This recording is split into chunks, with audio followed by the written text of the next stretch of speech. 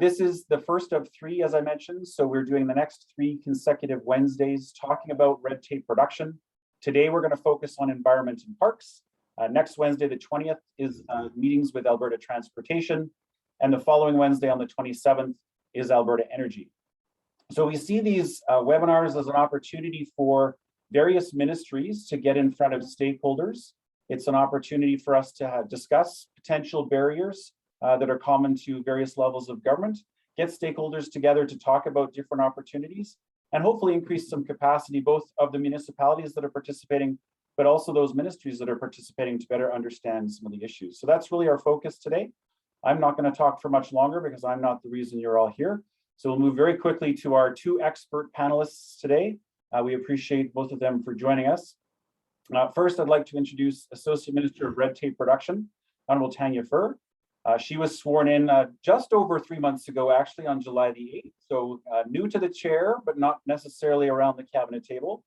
Minister Furr was elected to the Legislative Assembly of Alberta, representing the constituency of Calgary-Paygan on April the 16th of 2019. And she has previously served as the Minister of Economic Development, Trade and Tourism. She's a member of the Select Special Child and Youth Advocate Search Committee. She's previously served as a member of the Select Special Democratic Accountability Committee and the Standing Committee on Resource Stewardship. So if you can get all of those acronyms into a concise sentence, you're doing well. Prior to serving the Legislative Assembly, Minister Furr was employed with Canadian Natural Resources Limited, or CNRL, for 16 years as a Human Resources Advisor. She holds a Bachelor of Commerce degree from the University of Calgary with a concentration in Management of Organizations and Human Resources. She enjoys running and also volunteers with Calgary Reads, helping young readers to improve their literacy skills. So Minister, we appreciate you being here to spend some time with us, but also provide some opening remarks as we embark on this 3-part series focused very much on the work of red tape reduction. Over to you. Thank you so much. I got to get that bio updated. I can't remember the last time I ran. I can't even go up like a flight of stairs now without like breathing like I'm going to have a heart attack. So I probably should get that bio updated.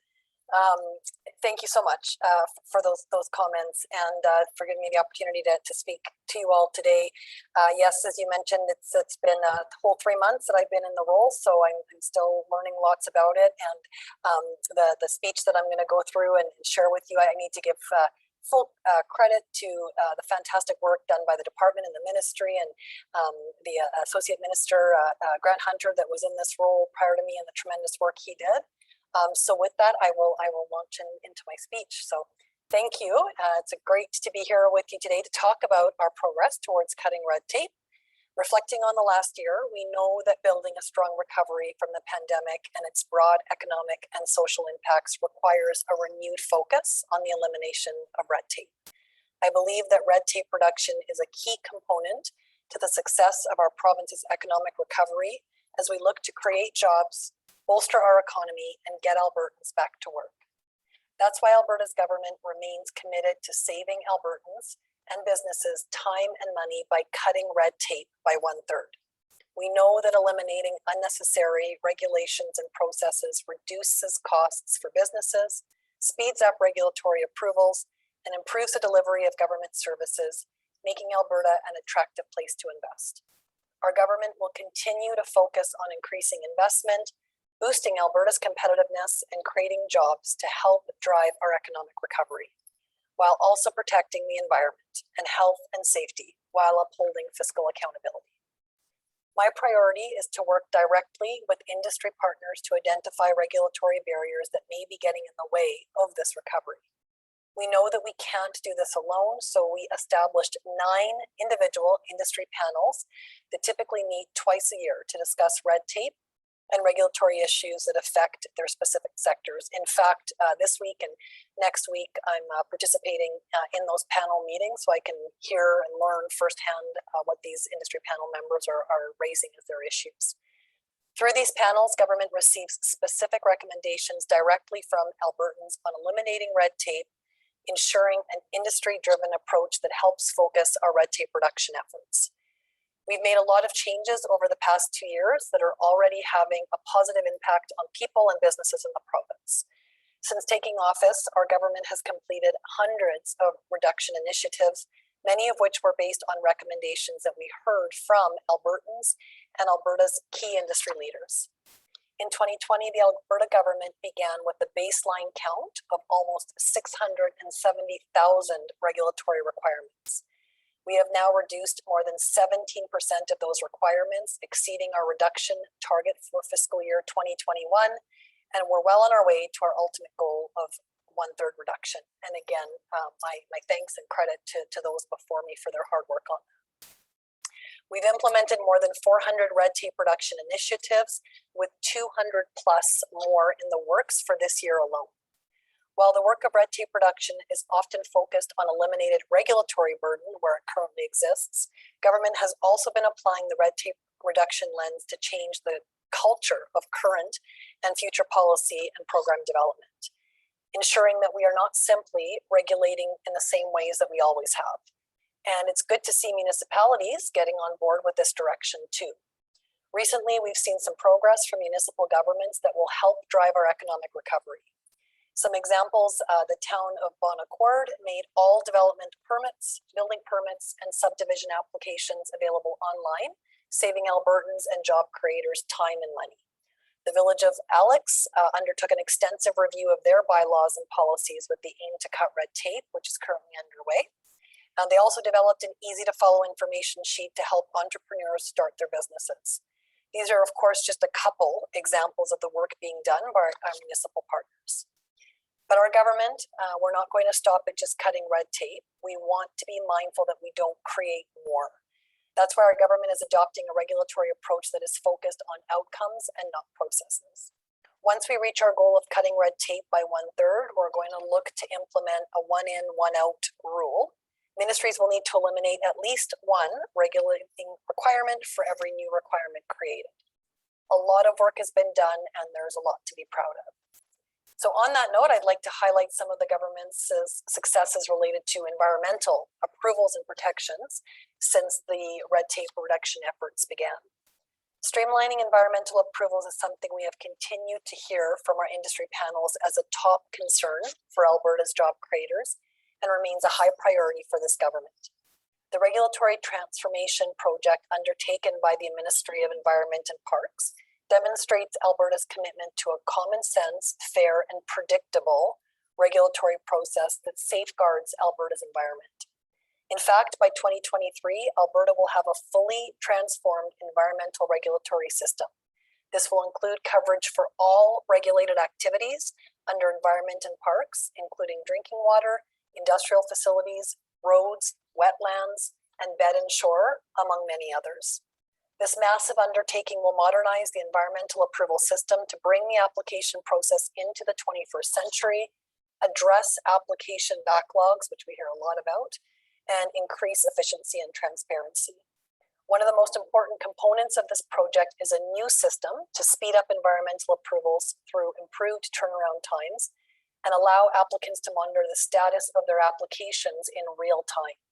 Using this system, Environment and Parks has made significant strides over the last year, with initial modules for sand and gravel and Water Act approvals already implemented. Another impactful change to reduce red tape and protect the environment involves updating water conservation policies for oil and gas companies to encourage the energy industry to minimize the use of fresh water while promoting increased use of alternate sources such as saline water, wastewater, and deeper groundwater to preserve freshwater resources.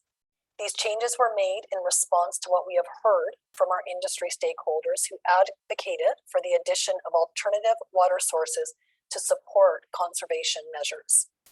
In addition, the new water conservation policy for upstream oil and gas operations will reduce costs for the energy industry through the more efficient use of water resources, while also reducing the environmental footprint of these producers. This policy provides for greater flexibility around the use and recycling of alternatives and simplifies the renewal process for producers with a good track record when it comes to water conservation performance, reducing the regulatory burden and associated costs for operators through more efficient and optimal use of alternate sources of water. Progress has also been made at the municipal level. Municipalities across Alberta have already taken a number of steps to reduce red tape, and I anticipate this work will continue, especially following the October 18th municipal elections. We'll be seeing lots of changes and new faces there. In many cases, the initiatives were started before the pandemic, indicating that many municipalities recognize the importance of reducing red tape. In 2020, municipalities also took concrete steps to remove barriers to investment by making it easier to start a business, reducing the burden on those wishing to invest in their communities. They built economic partnerships with neighboring communities to pool resources, streamline their operations, and create a better climate for people and businesses to invest in their region.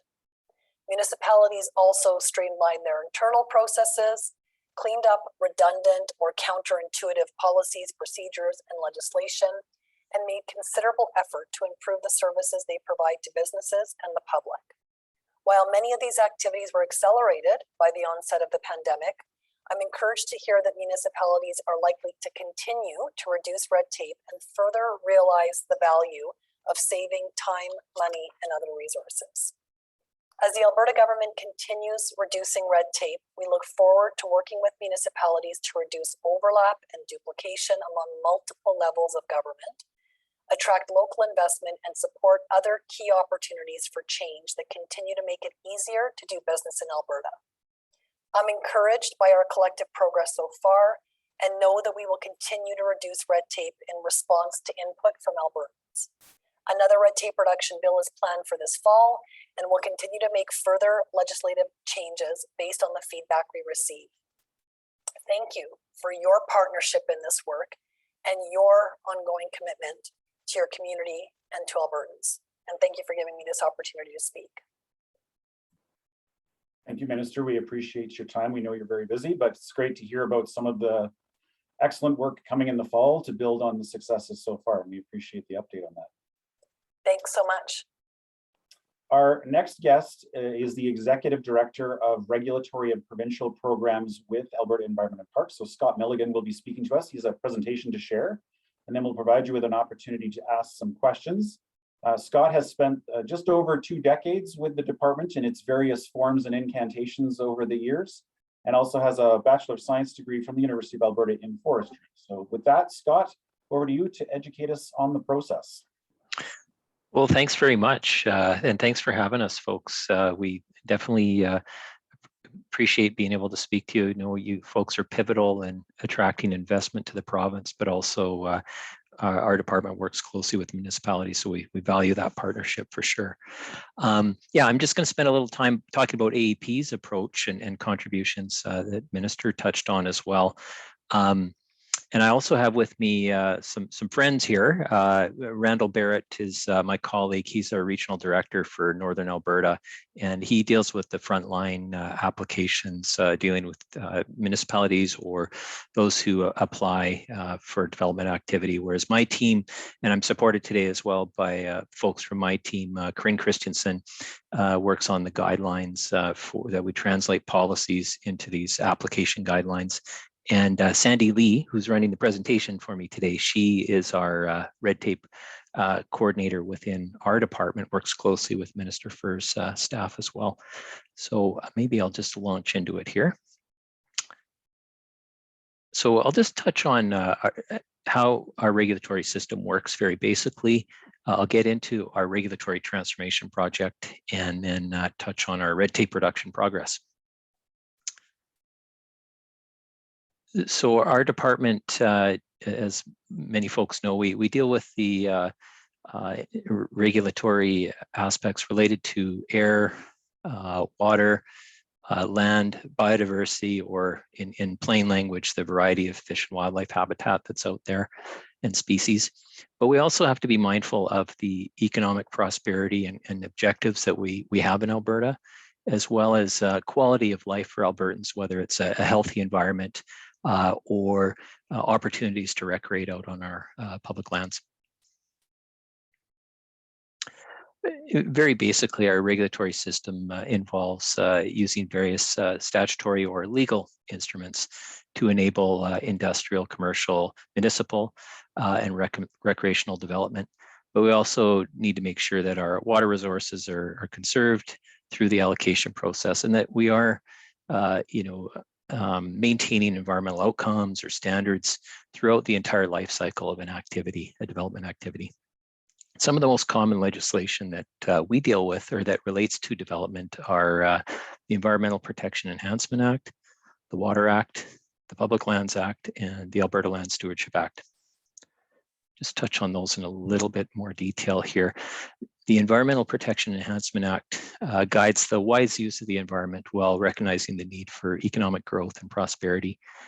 We also try to minimize impacts to our neighbors, whether it's Saskatchewan, Montana, Northwest Territories. We actually have agreements with them as well regarding water flow and a certain quality of water that they are owed. This act is really broad. It deals with impacts to land, air, water, drinking water, and waste management. It deals with a lot of the development activity right from construction to operation to finishing it and closing it off. Some of the activities that we regulate under this act in our department are things like industrial plants, landfills, incinerators, waterworks systems, wastewater systems, and gravel pits are a big one as well.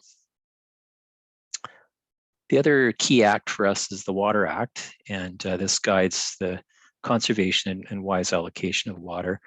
And approvals are necessary if water is to be withdrawn for use, or if there's a project that might impact a watercourse or a lake or a wetland.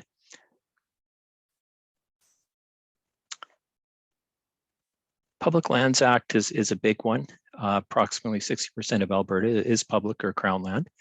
And we have a number of tools, whether it's an approval. We often issue something called a disposition or a license or a lease on public land for different types of activity. Some of the things that do occur on public land include agriculture or grazing is a common one, cattle grazing, and commercial, industrial, or recreational use, tourism. Leases are a newer tool, and then sand and gravel largely for road building. And if there is to be a structure built on public land, it does require a disposition of some sort. And a lot of folks may not be aware that the bed and shores of our watercourse, it's not just the watercourse itself, but the sort of adjacent bed and shore is considered public land. And then the Alberta Land Stewardship Act, folks, it's been off and on in recent years, but this is essentially the kind of the larger, more strategic sort of act where we look at forecasting what development might look like in a region, and what are the economic, social, and environmental goals that we would have for a specific region, because we know Alberta is a really diverse place in terms of its economy, its social makeup, and the environmental features. And so the regional plans that are developed under the Stewardship Act are to account for that uniqueness in each region and come up with the best sort of combination of objectives and strategies. It really is kind of a sustainable development approach. And there are two regional plans in Alberta, one in the northeast, Lower Athabasca oil sands region, and one in the far south, South Saskatchewan region. And these describe a 50-year sort of plan, a vision. They often set thresholds or lines in the environment we don't want to cross for air and water quality in particular. It also includes triggers, which are sort of an early warning signal that we're approaching an environmental limit or capacity. You'll hear the term cumulative effects periodically, and this is sort of our first sort of broad scale tool for managing cumulative effects on the environment. Just switching gears here to the application processes. This is a very sort of generic description of it, but application is submitted to us. The first thing we do is just to check that the application is complete. Does it have all the parts? Then we get into what's called the substantive review. And this is depending on where the activity's located, if there's environmental sensitivities, or is it a complex activity, like a gravel pit versus grazing, for example. That complexity determines our level of review. In some cases, we might refer the application, well, in a lot of cases we do, to our subject matter experts in whether it's fisheries or wildlife or water quality. And then we get all that information and make our decision. In some cases, we do need to issue a public notice notifying the public about the application as well. And there's also an appeal process if our decision isn't agreeable to folks, there is an opportunity to appeal it. Just going to touch on our regulatory transformation project. This is the really exciting stuff that gets me up every day. We, as Minister Furr noted, we have a platform commitment with our government that we're to reduce red tape, but we're also going to shift to an outcomes-based regulation, and that's really where we're focused. And certainly we have heard quite a bit that our system is confusing and it's slow. And just a little bit of repeat here of what you've heard, but we are committed to a common sense, fair, and predictable system while maintaining higher environmental standards. And we certainly realize that it's not sort of either development or, either economy or environment. They're very integrated. And we realize that a well-functioning sort of environmental regulatory system is a key to, or one of the keys to our province's economy and future investments. So we take that job pretty seriously. And just note too, this is one of our more significant transformations. We haven't really taken a close look at our regulatory system in probably 30 years. So there's about 3 components to our regulatory transformation project. And the first is meeting our red tape requirements and commitments. The second is implementing our regulatory assurance framework, which I'll speak a little more about, but this is essentially our vision for how we want to enable development activity while maintaining environmental standards. And then the third thing that we're doing is we're automating our system into a digital regulatory assurance system, or DRAS. You'll probably hear a lot of this acronym in the next couple of years, DRAS, from us. This slide just kind of gives a good depiction of what our regulatory framework is and where we're trying to go. The regulatory assurance framework is our foundational approach to enabling economic and municipal development while ensuring environmental standards that are outlined in policies and plans and legislation are maintained. There are 6 stages to our regulatory assurance framework, as shown in this depiction here. And the top row of this diagram is sort of our current stage, or our current state. The bottom row is where we're trying to get to. And the boxes represent our level of effort as a department, where we spend most of our time in the regulatory system. So as you can see, and maybe I'll start on the left here, our first stage is discovery, or the pre-application process. So proponents considering applying for development, where do they find the rules? Where do they find the requirements? I want to develop in this part of Alberta. What kind of requirements are going to apply? The second stage is actually making the application itself. Stage 3 is our review of the application, which may include a referral process internally. Stage 4 is our decision, which is hopefully approval, sometimes rejection.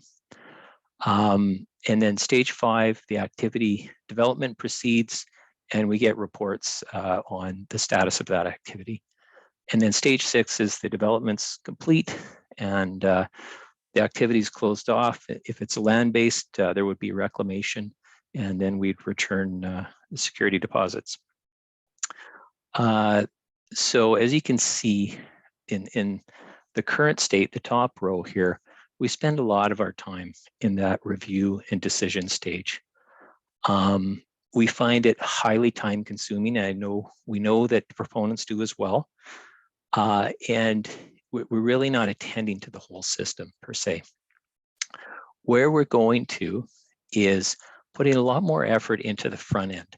So what are those predictable, clear requirements if I want to apply for a gravel pit or if I want to apply for a landfill? Putting a lot more effort into that so that we reduce this sort of uncertainty as to what's the government expecting here. And built into that as well is we're actually sort of wiping the slate clean for every activity and going, okay, what outcomes do we want to achieve for a sand and gravel development? What are those key outcomes? Now, what's the minimum amount of process to get to that outcome? So that's kind of where we start here. The other part that we're putting more emphasis on is in stage 5. You know, if the requirements are clear up front, then most applications should flow through fairly quickly. And really, we only spend our times on those complex applications that don't have a lot of, they're complex, or there aren't rules or guidance to guide that activity. That's where we'll spend more of our time.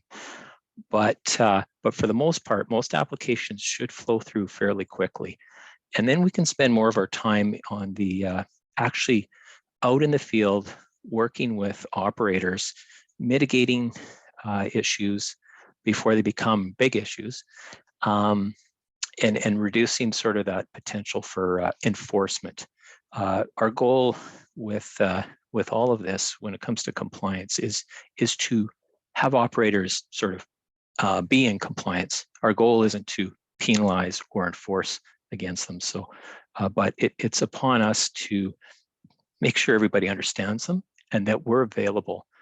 That when a company wants to come to us and go, we're not sure if we're going on the right track here, or some issues are developing, we can work those out before it becomes a bigger issue. One of the shifts in the digital space, this digital regulatory assurance system, we have multiple systems in our department. In some cases, we don't even have a system. There's paper-based processes. And we are definitely very laser focused on getting to a single consolidated system. And almost $10 million invested in getting there by 2023, as was mentioned by Minister Furr. So our goal is to have basically a one window system that's easy to navigate, almost like an Amazon order. You know, I make my order. Now, what stage is it in? Has it been shipped yet? This is what our goal is with this system, is so that you know, applicants don't need to call our department or you know, write a letter in to find out what the status of their application is. It'll be there. It'll be transparently available to them. Maybe we'll just shift Sandy to the next one. We're developing, as I mentioned, we're trying to improve our business processes before we automate them. And we're going through about 7 stages. We completed stage 1 for all of our Water Act approvals in June. We're now working on water licenses, which we hope to release in November. And then throughout the winter, we'll be working on all of our commercial and industrial processes, including sand and gravel, for a launch in March or in the spring. That'll cover probably close to 60% of the activity we regulate. So we're pretty excited about getting through this winter to the spring. But this screenshot just shows the homepage that exists for digital regulatory assurance system. And I mentioned some of the benefits in terms of, you know, kind of more clarity, more transparency. But the other thing we're hoping for, and that we hear a lot about, is consistency. You know, we have offices in High Level down to Medicine Hat, Alberta, you know, and people are sort of like, well, companies go, well, why do I get treated differently in High Level than I do in Medicine Hat? And that's a common refrain. We're pretty confident that this process will help provide more consistency to that issue. Just touch a little bit on backlog. It was mentioned by our Minister Furr as well. We did have significant backlogs, especially in the areas of some of our water approvals, as well as sand and gravel approvals. And so 2 summers ago, just when COVID started, put a fair bit of effort into reducing that backlog. And by the fall of 2020, we did reduce our backlogs in those areas by 76%. We more recently, this past summer, and that was mainly for, as I mentioned, sand and gravel and Water Act applications, as well as stormwater applications for stormwater ponds in municipalities. We also had a number of grazing leases requiring renewal, and that's where the focus was this past summer, and we knocked that down by 78%. And the end result is we're able to issue about 2,500 hectares of sand and gravel dispositions to support road building and other construction ventures, 31 stormwater ponds, about 9.4 billion liters of water allocated, and over 7,000 Albertans having new access to safe drinking water. And finally, I'll just touch on our department's red tape progress.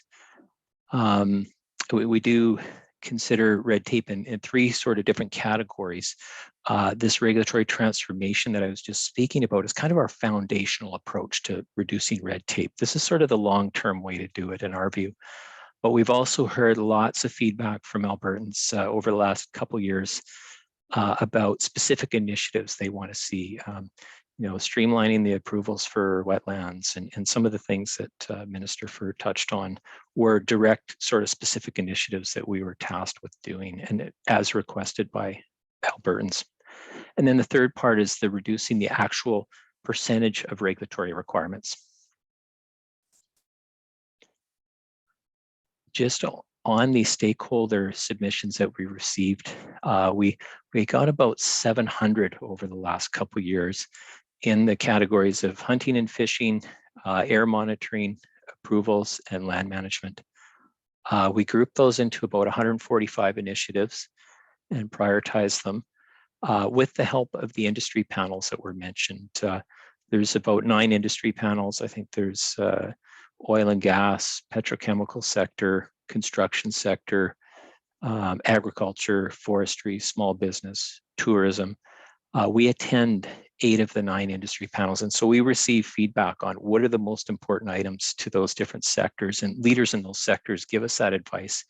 And these panel meetings are also a chance to for us to report on our progress and get feedback on, are we hitting the mark here, or are we missing something, or do we need to reprioritize? So we've completed about 77 initiatives, and 68 are ongoing.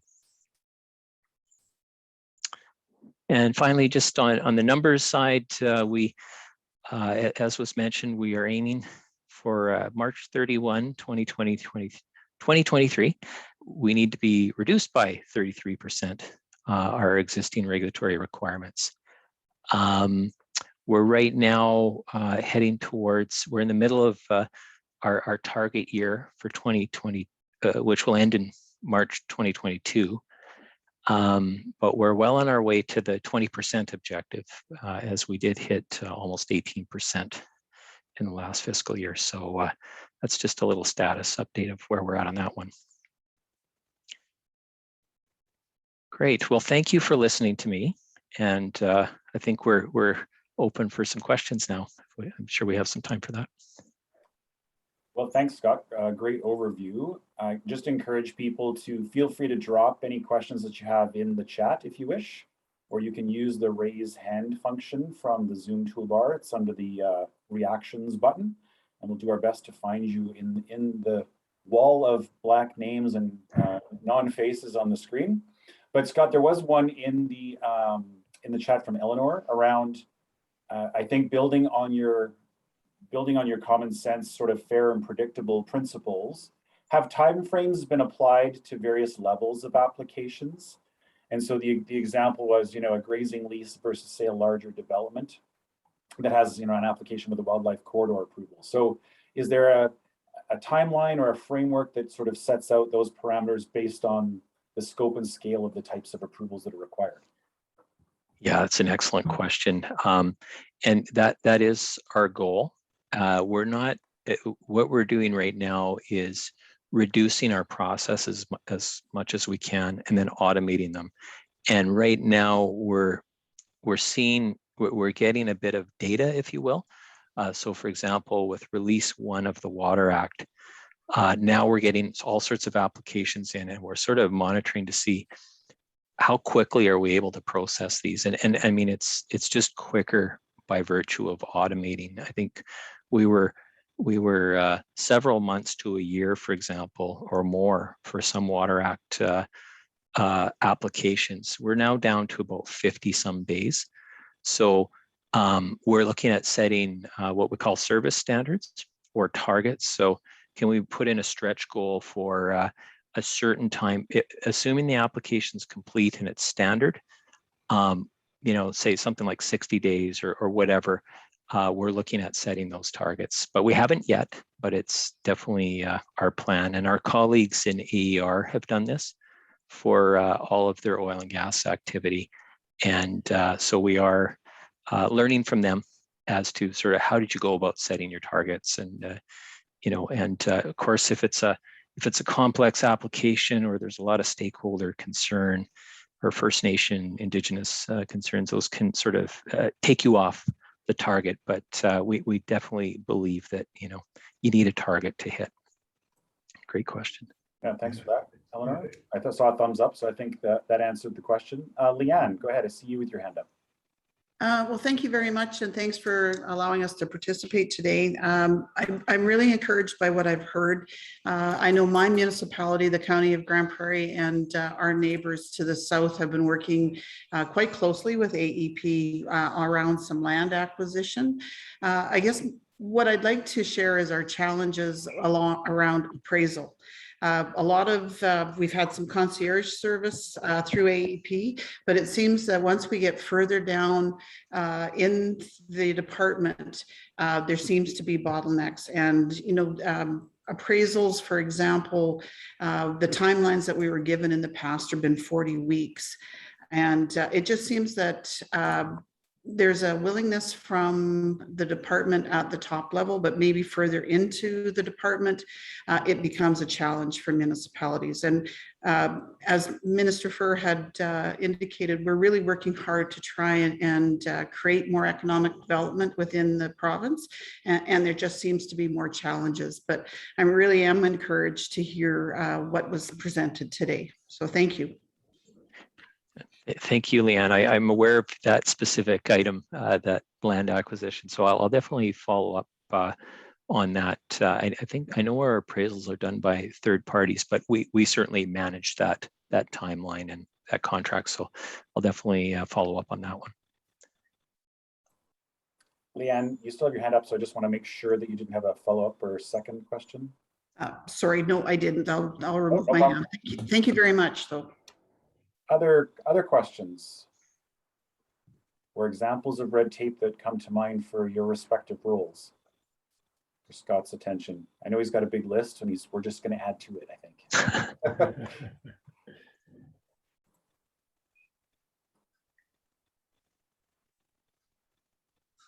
Scott, I have one. You Sure. talked a little bit about this idea of moving to a common sense approach that's fair and predictable. How does that transition work? What does that process look like for the department? I'm curious to, versus a rule-based sort of very structured historically. Yeah, for sure, Trevor. And I think, the way we've kind of been translating common sense is, I'd say in a couple areas, and Randall, feel free to add in too if I've missed one. But, I guess the one way, Trevor and others, is we're looking at a risk-based approach. And so that's one of our principles under our regulatory assurance framework. So our principles are sort of like one window. You shouldn't have to go to, 3 different people in our department for a single development application, just because, this part is the Water Act, that part's the Public Lands Act, that part's the APIA Act. If you want to do a sand and gravel development, you should be able to just come in one window and let us do that integration behind the scenes rather than sort of putting it on the proponent. So that's one part of it. I think another part is we're the risk-based approach. So really, what is the risk of this activity? Cattle grazing on public land, pretty low impact activity.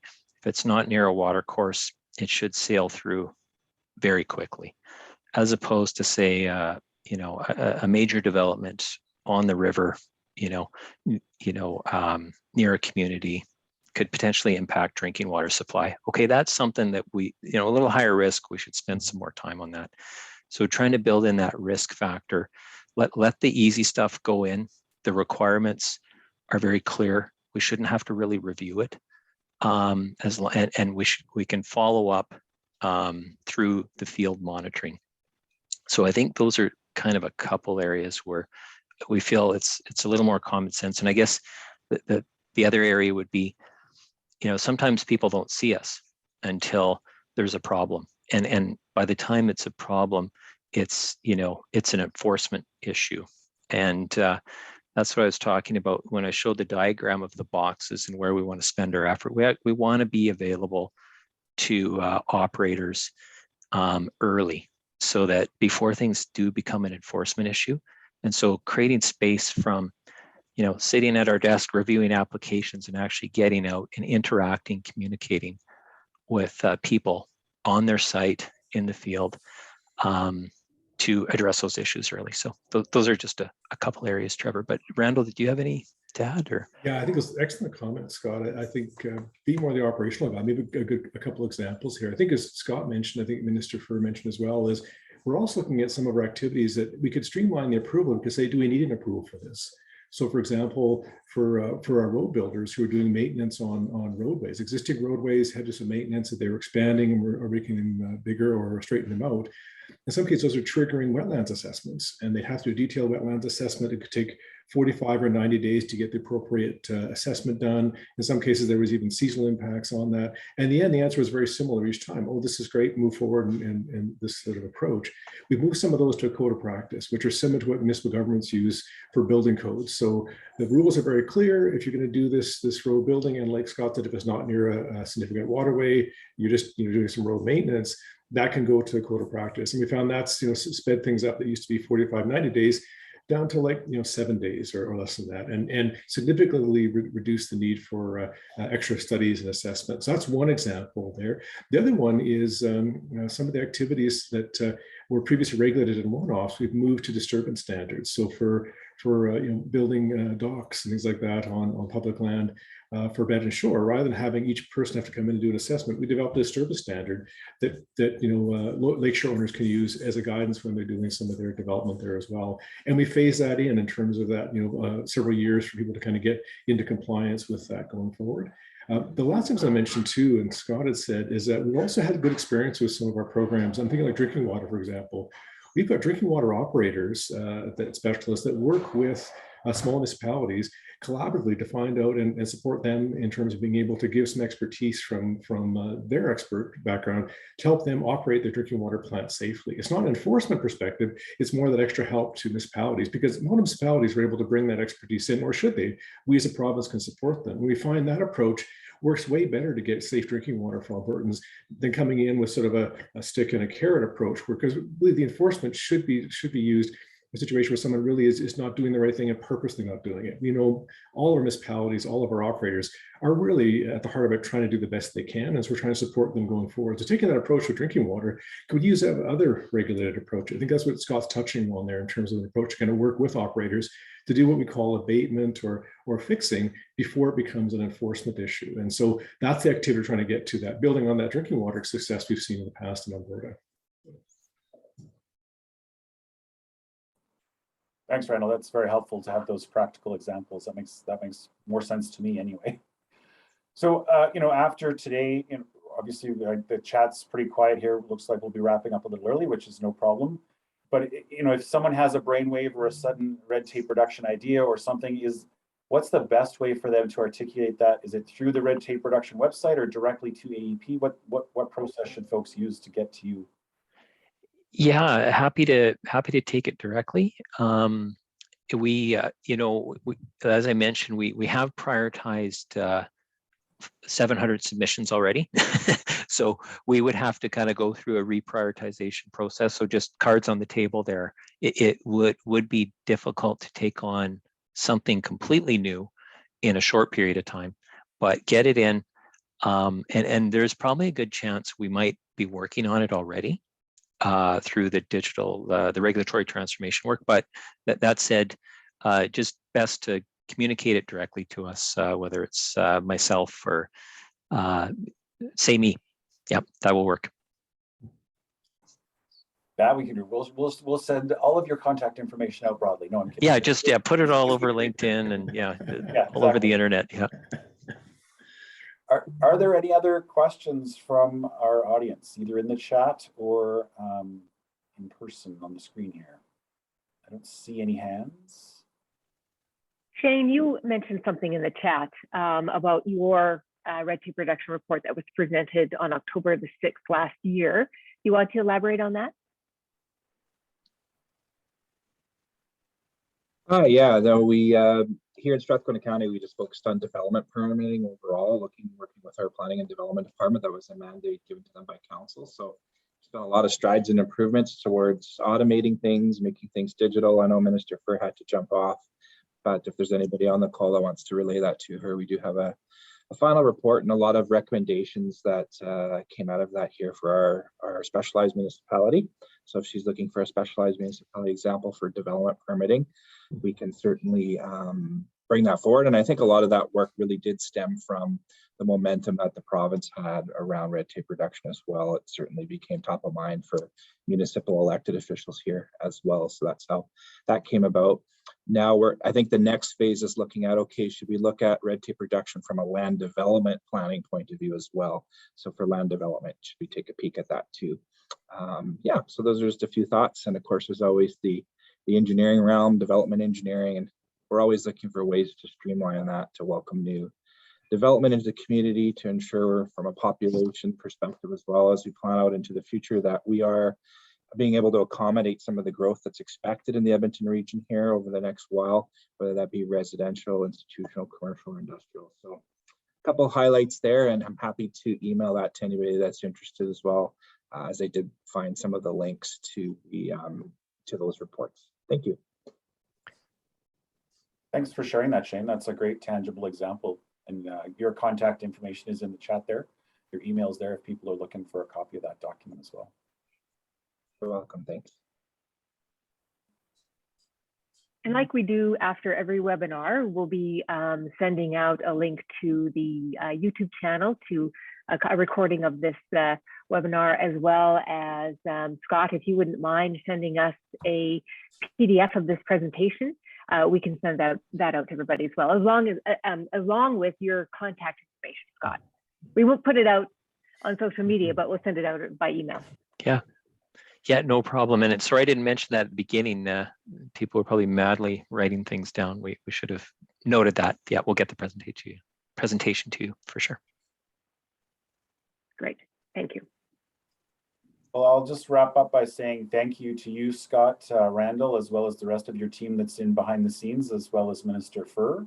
I have added in the chat links to our next two sessions, transportation next Wednesday on the 20th and Alberta Energy on the 27th. So feel free to follow those to our EDAalberta.ca website. And with that, we'll thank you for everyone's participation today. We appreciate you joining us. Thanks, everybody. Great. Thank you for your attention. Thank you.